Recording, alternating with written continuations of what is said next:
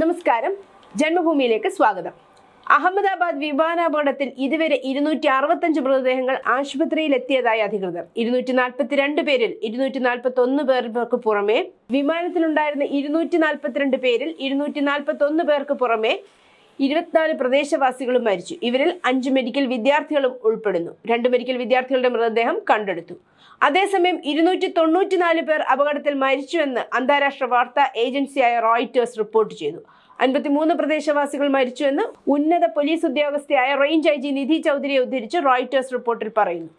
വിമാനാപകടത്തെ തുടർന്ന് ഗുജറാത്തിലെ കർണാവതിയിലെ സിവിൽ ആശുപത്രിയിൽ RSS സ്വയം സേവകർ ഗതാഗത നിയന്ത്രണം, പോസ്റ്റ്മോർട്ടം മുറിയിലെ സഹായം, DNA സാമ്പിൾ ശേഖരണത്തിൽ പിന്തുണ, രക്തദാനം എന്നിവയിൽ എല്ലാം സജീവമായി ഏർപ്പെട്ടിട്ടുണ്ട്. തകർന്നു വീണ എയർ ഇന്ത്യ വിമാനത്തിന്റെ 2 എഞ്ചിനുകളും പറന്നുയരുന്ന സമയത്ത് പ്രവർത്തനക്ഷമമായിരുന്നില്ലെന്നും വിമാനം ആകാശത്ത് നിന്ന് പിടിച്ചിട്ടതുപോലെ വേഗത്തിൽ താഴേക്ക് ഇറങ്ങുന്നുണ്ടെന്നും ചില വ്യോമയാന നിരീക്ഷകർ ആശങ്കാജനകമായ ആശങ്കകൾ ഉന്നയിച്ചിട്ടുണ്ട്. എഞ്ചിൻ തകരാറാണ് അപകട കാരണമെന്ന് പ്രാഥമിക കണ്ടെത്തലുകൾ സൂചിപ്പിക്കുന്നുണ്ടെങ്കിലും അട്ടിമറി സാധ്യത വിദഗ്ധർ തള്ളിക്കളഞ്ഞിട്ടില്ല. ഔദ്യോഗിക പ്രഖ്യാപനങ്ങളും അഹമ്മദാബാദിലേക്ക് അന്വേഷണ സംഘങ്ങളെ അയച്ചിട്ടും അപകടത്തിന് പിന്നിലെ കൃത്യമായ വിവരങ്ങൾ ഇപ്പോഴും സൂക്ഷ്മ പരിശോധനയിലാണ്. പ്രധാനമന്ത്രി നരേന്ദ്രമോദിയുടെ സ്വന്തം സംസ്ഥാനമായ ഗുജറാത്തിലാണ് ദുരന്തം സംഭവിച്ചതെന്ന വസ്തുത ഗൂഢാലോചന സിദ്ധാന്തങ്ങൾക്ക് ആക്കം കൂട്ടുന്നു. ഫ്ലൈറ്റ് ഡാറ്റയും കോക്പിറ്റിലെ വിശദാംശങ്ങളും വിശകലനം ചെയ്ത ശേഷമേ അന്തിമ നിഗമനത്തിൽ എത്താൻ കഴിയൂ. എയർ ഇന്ത്യ വിമാനാപകടത്തിൽ നിന്നും രക്ഷപ്പെട്ട ഏക യാത്രക്കാരനായ വിശ്വാസ് കുമാർ രവേഷ് അപകടത്തെക്കുറിച്ച് തന്റെ അനുഭവം വിവരിക്കുന്നത് ഇങ്ങനെയാണ്. വിമാനം പറന്നു പൊങ്ങി 30 സെക്കൻഡ് കഴിഞ്ഞപ്പോൾ മുഴക്കമുള്ള ബൂം ശബ്ദം കേട്ടു. അതിനുശേഷമാണ് അപകടമുണ്ടായത് എന്നാണ്. വിമാനത്തിന്റെ ബ്ലാക്ക് ബോക്സ് രക്ഷാപ്രവർത്തകർ കണ്ടെത്തി. അപകടം നടന്ന് മണിക്കൂറുകൾക്കുള്ളിലാണ് വിമാനത്തിന്റെ 2 ബ്ലാക്ക് ബോക്സുകളിൽ ഒന്ന് കണ്ടെത്തിയിരിക്കുന്നത്. വിമാനത്തിന്റെ പിൻഭാഗത്തുള്ള ബ്ലാക്ക് ബോക്സ് ആണ് കണ്ടെത്തിയിരിക്കുന്നതെന്ന് ദേശീയ മാധ്യമങ്ങൾ റിപ്പോർട്ട് ചെയ്തു. ബ്ലാക്ക് ബോക്സിലെ റെക്കോർഡിംഗുകൾ വിശകലനം ചെയ്യുന്നതിനായി ഉടനെ directorate general of civil aviation അധികൃതർക്ക് കൈമാറും. അതേസമയം വിമാനത്തിന്റെ മുൻഭാഗത്തുള്ള 2ാമത്തെ ബ്ലാക്ക് ബോക്സ് ഇതുവരെ കണ്ടെത്താനായിട്ടില്ലെന്ന് ബന്ധപ്പെട്ട വൃത്തങ്ങൾ അറിയിച്ചു. അപകട സമയത്ത് വിമാനത്തിലാകെ 242 പേർ ഉണ്ടായിരുന്നു. ഇതിൽ 217 മുതിർന്നവർ, 11 കുട്ടികൾ, 2 ശിശുക്കൾ, 2 പൈലറ്റുമാർ, 10 ക്യാബിൻ ക്രൂ അംഗങ്ങൾ എന്നിവർ ഉൾപ്പെടുന്നു. Captain Sumeet Bharwal, first officer Clive Kunder എന്നിവരാണ് വിമാനം നിയന്ത്രിച്ചിരുന്നത്. യാത്രക്കാരിൽ 169 ഇന്ത്യൻ പൗരന്മാരും 53 ബ്രിട്ടീഷ് പൗരന്മാരും 7 പോർച്ചുഗീസ് പൗരന്മാരും 1 കനേഡിയൻ പൗരനും ഉൾപ്പെടുന്നു. 53 ബ്രിട്ടീഷ് പൗരന്മാരിൽ മിക്കവരും വർഷങ്ങൾക്ക് മുമ്പ് UK-യിലെത്തി ബ്രിട്ടീഷ് പൗരത്വം സ്വീകരിച്ച ഗുജറാത്ത് വംശജരാണ് എന്നാണ് റിപ്പോർട്ട്. അപകടത്തിൽ പത്തനംതിട്ട പുല്ലാട് സ്വദേശിനി മരിച്ചു.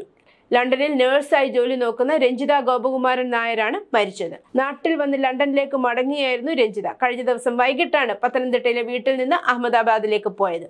യാത്രക്കാരിൽ മുൻ ഗുജറാത്ത് മുഖ്യമന്ത്രി വിജയ് രൂപാണിയും ഉണ്ടായിരുന്നു. ഇദ്ദേഹത്തിന്റെ മരണത്തിൽ നിരവധി ഭാരതീയ ജനതാ പാർട്ടി നേതാക്കൾ അനുശോചനം രേഖപ്പെടുത്തി. ദാരുണമായ അപകടത്തിൽ ടാറ്റ ഗ്രൂപ്പ് അങ്ങേയറ്റം ദുഃഖം പ്രകടിപ്പിച്ചു. മരിച്ചവരുടെ കുടുംബങ്ങൾക്ക് ടാറ്റ ഗ്രൂപ്പ് 1 കോടി രൂപ നഷ്ടപരിഹാരം പ്രഖ്യാപിച്ചു. പ്രധാനമന്ത്രി നരേന്ദ്രമോദി ഇന്ന് അഹമ്മദാബാദിൽ എത്തുമെന്നാണ് വിമാന അപകടം നടന്ന സ്ഥലം അദ്ദേഹം സന്ദർശിക്കും. പരിക്കേറ്റ് ചികിത്സയിൽ കഴിയുന്നവരെയും സന്ദർശിക്കുമെന്നാണ് സൂചന.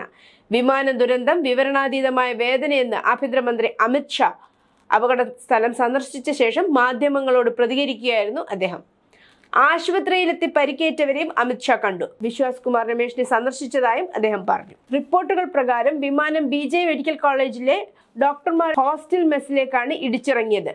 യുവ ഡോക്ടർമാരുടെ ജീവൻ അപഹരിക്കുകയും വൻ നാശനഷ്ടങ്ങൾ വരുത്തുകയും ചെയ്തു. ജനസാന്ദ്രതയുള്ള മെഡിക്കൽ ക്യാമ്പസിലേക്ക് വിമാനം താഴേക്ക് പതിക്കുന്നതിന് നിമിഷങ്ങൾക്ക് മുമ്പ് ഒരു മെയ്ഡേ കോൾ റെക്കോർഡ് ചെയ്തു. ആഘാത സമയത്ത് 30 മുതൽ 50 വരെ മെഡിക്കൽ UG വിദ്യാർത്ഥികൾ ആ സ്ഥലത്തുണ്ടായിരുന്നു. അതേസമയം നിരവധി പേർ അവശിഷ്ടങ്ങൾക്കിടയിൽ കുടുങ്ങിക്കിടക്കുകയാണ്. ഏകദേശം 30 വിദ്യാർത്ഥികൾക്ക് പരിക്ക് പറ്റിയിട്ടുണ്ട്. അവരെ അടുത്തുള്ള ആശുപത്രികളിലേക്ക് മാറ്റി. ഉച്ചഭക്ഷണ സമയത്താണ് അപകടം സംഭവിച്ചത്. അപകടത്തിൽപ്പെട്ട വിമാനത്തിൽ എയർ കണ്ടീഷനിങ്ങും TV സ്ക്രീനും ഉൾപ്പെടെ ചില ഫിറ്റിംഗുകൾ പ്രവർത്തനരഹിതമായിരുന്നു എന്ന ഒരു യാത്രക്കാരൻ വിവരിക്കുന്ന വീഡിയോ ദൃശ്യങ്ങൾ പുറത്തു വന്നിട്ടുണ്ട്.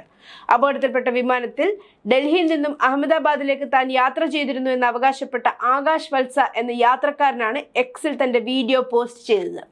വിമാനത്തിന്റെ രജിസ്ട്രേഷൻ കോഡ് VTANB എന്നത് ഇയാൾ വീഡിയോയിൽ കാണിക്കുന്നുണ്ട്. ഇത് അപകടത്തിൽപ്പെട്ട വിമാനത്തിന്റെ രജിസ്ട്രേഷൻ കോഡാണ്.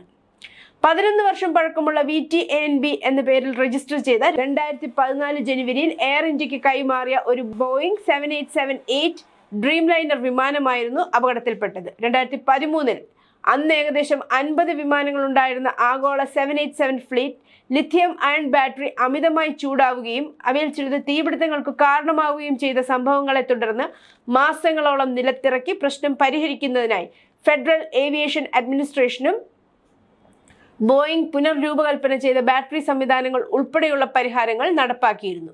അഹമ്മദാബാദ് അപകടത്തിന് സ്ഥിരീകരിച്ച കാരണമൊന്നുമില്ലെങ്കിലും വിമാനത്തിന്റെ ബാറ്ററി ചരിത്രം ശ്രദ്ധ ആകർഷിക്കുന്നുണ്ട്. 777, 787 വിമാനങ്ങളുടെ നിർമ്മാണത്തിലെ സുരക്ഷാ വീഴ്ചകളെക്കുറിച്ച് ഉള്ള ഒരു ആരോപണത്തെ തുടർന്ന് US ഫെഡറൽ ഏവിയേഷൻ അഡ്മിനിസ്ട്രേഷൻ ഇതിനകം തന്നെ അന്വേഷണം നടത്തുന്നുണ്ട്. ബോയിങ്ങിനെതിരെയുള്ള അന്വേഷണം ഈ തകർച്ച ശക്തമാക്കിയിട്ടുണ്ട്. News desk, Janmabhumi.